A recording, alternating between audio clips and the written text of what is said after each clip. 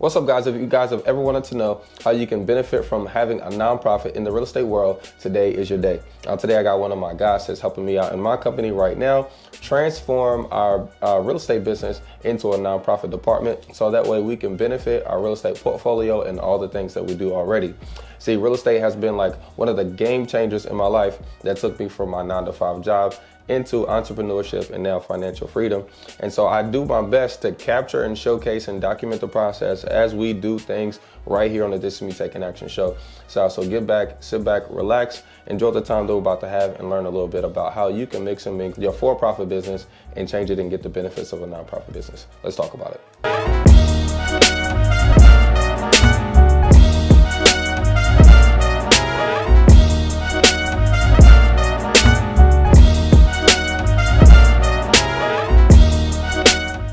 What's up, guys? It's your boy Sawan Belcher. Today I got my guy Brandon with me. What it do, man? Thanks for taking the time, man. Introduce yourself. Yeah, so hey team, Brandon Pierce here.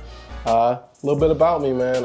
Come from the Charlotte area, live in Greensboro, married, few kids. Over here. Married a few kids? How many kids? No, so is it 3 kids? 4. 4 kids, nice. Yeah. Almost.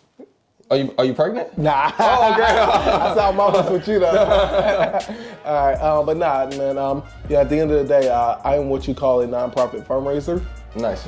And lately, I've been on a career venture where I've been motivated to give back, and I help our communities reap the benefits of a nonprofit. Nice. So just trying to transform the mindset and get our successful entrepreneurs and business owners to really see the benefit of adding a nonprofit into their mix. I love it. So your title is, you said... Yeah, so I go by various titles at different corporations, but typically I'm a chief development officer. Nice. Development in the nonprofit world is fundraiser. Nice. I also have my own consultancy agency where I do nonprofit consultants. Nice. It's not just fundraising too. Nice. It's the operations as well. Well, that's just intriguing because in real estate, like I got my my quote unquote success from finding deals and then selling them. Yeah. See, but like most of my deals in the beginning, like I bought my first like 5, but then from 6 to 100, like I bought and sold.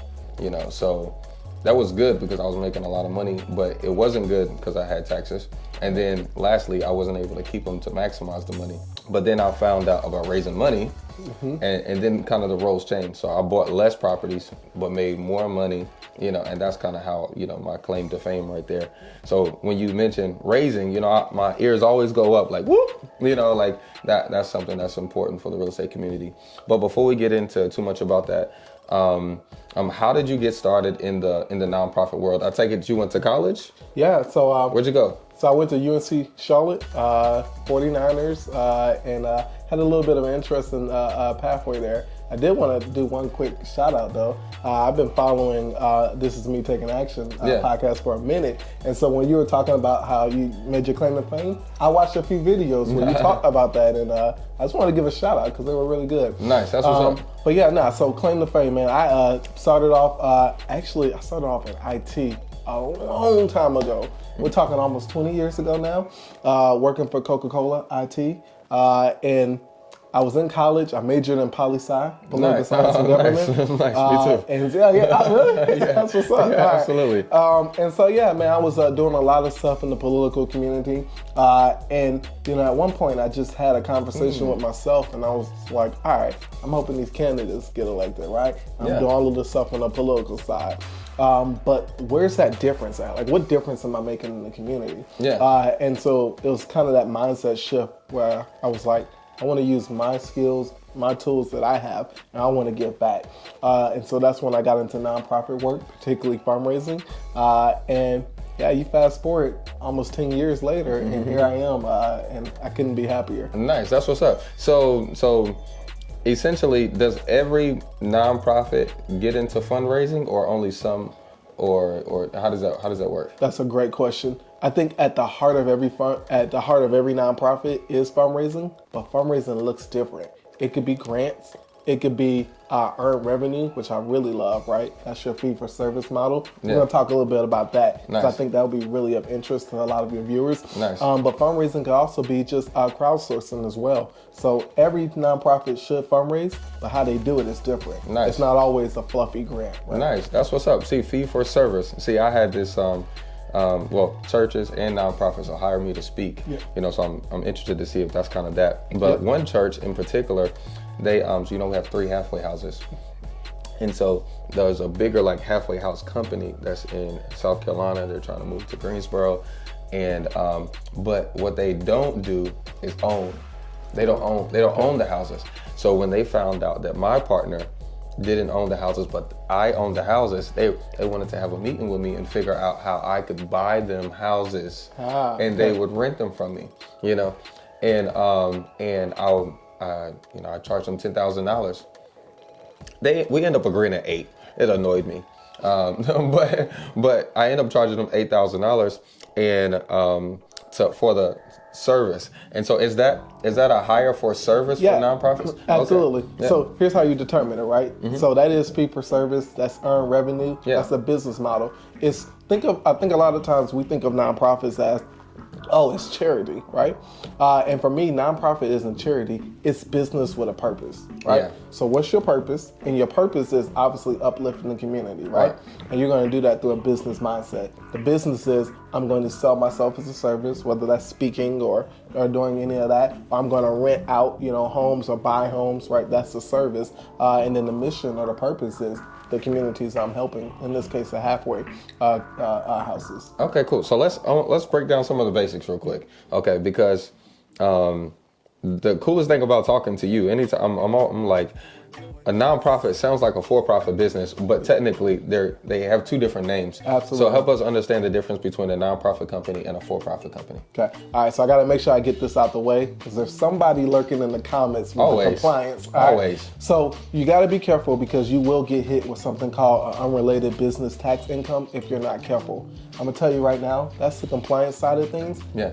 You got to try really hard to get hit with an unrelated business tax income, right? Like you got to be selling some yacht cruise ships or something like that with nothing to do with the mission.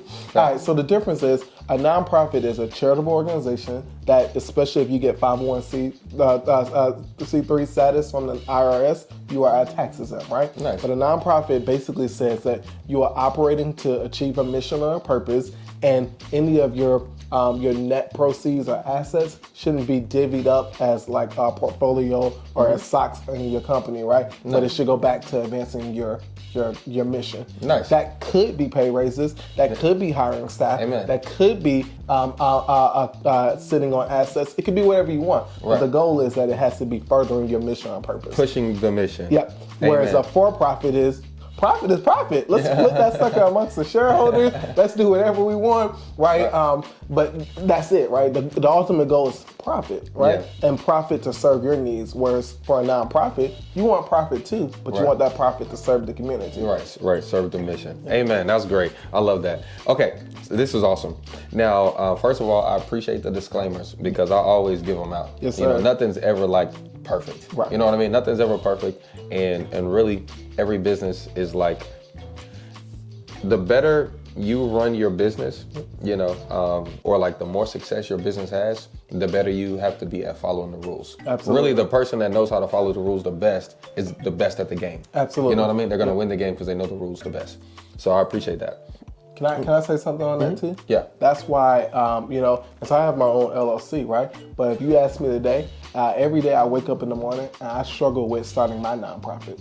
You're like, wait, what? Well, why don't you have a nonprofit? Well, because I am really my business model is I help others start nonprofits. Yeah. So you might be thinking, well, could that be a nonprofit? Yeah. Every day I wake up and I struggle with that. And the reason why I struggle with that is because I feel like that the people that know that game don't always come from underrepresented communities, right? Yeah. A lot of people who know about the rules and finessing and stuff, they don't always, they're the ones that need to know about that the most don't know about that. And so when I think of it every morning, I'm like, is there a way that I can exclusively give back to my community and teach them this knowledge? Absolutely. And so I think that that's part of the battle that I struggle with every day. It's like, hey, what you just said, how many people actually know that? And can we educate a whole group of maybe minority CEOs and entrepreneurs? Absolutely. Oh, by the way, if you guys are getting any gain from this, go ahead and reach out to my email. This is metakingaction@gmail.com. As I said, I definitely teach other churches, other organizations how to do some of the things that we do inside of real estate, and I use it in my business to help you. So let me know. Okay, so now you mentioned like some fancy phrase, and I want to make sure we get it real quick. 501c3. Yep. You know, anytime you mention like letters and numbers, I don't do acronyms. People get confused. They instantly, think you just went through an earthquake. So what's that? Yeah, so your 501c3 is basically, that's the IRS designation for a nonprofit exemption. And let's be careful about this. You could be a nonprofit without having a 501c3. Okay. You can be a nonprofit. nonprofit. So why is it important then? Because that designation lets people give to you tax free. Okay, amen. So, Amen. right, so, and think about it, right? And let me know if I'm going too fast or if we're going to talk about this. But if you're like, hey, I'm doing property, I'm doing real estate, or I have a business, right? I'm doing studio work, whatever it is that you're doing, right? I'm giving piano lessons, right? Why would you want a nonprofit? Well, let's talk about it. Maybe it's been on your heart to do the work that you're doing for maybe communities that can't afford it. Yeah. Or maybe somebody comes to you and they need your service and they need your product, but they can't give you what you require. Absolutely. How about they make a donation? How can they crowdsource that donation from their friends and family circle, right? Absolutely. All of these gifts are, again, tax free, right? And so there's a lot of reasons why you would do that, especially property, right? Absolutely. Think about all of the property that you acquire, right? Here's one, right? And I don't want to go too far on this, right? This is more in your lane, but think about not having to pay capital gain taxes on Absolutely. properties. Think about that for a second. Absolutely, because especially with the halfway houses, Exactly. And it gets tough because we deal with overdoses and everything in those things. So it really is like charity work, and so I love that. The first time I ran across like this kind of thinking was one of the mentors that I had hired, and his name was oh Lord help me, his name was TJ.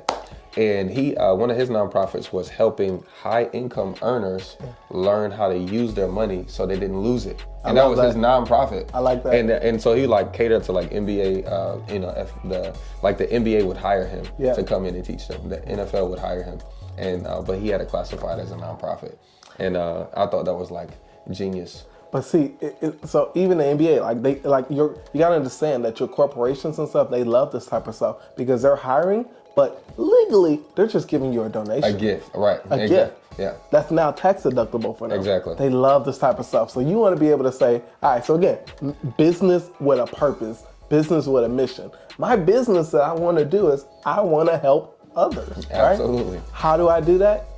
I'm going to do it through this. I'm going to offer you education. I'm going to offer you classes. It's brilliant. Absolutely. So look, I just want to give you guys a little insight about what I'm doing in my business. And so I'm opening up a nonprofit portion of our education company. This is Me Taking Action, because I really feel like the things that we do with our VIP day, with our farm, with our events, is really helping the community learn and grow. So if you guys like this kind of content, I want to have Brandon come on and do more stuff and teach you guys a little bit more about how you can, change some of your for-profit strategies into nonprofit help.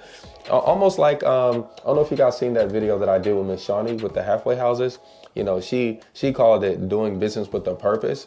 So if you guys have any interest in doing business with a purpose, comment down below. Let us know how you feel about it, and we'll drop some more videos about how you guys can get started and transition your real estate company, into a nonprofit. Let's get it. Talk soon.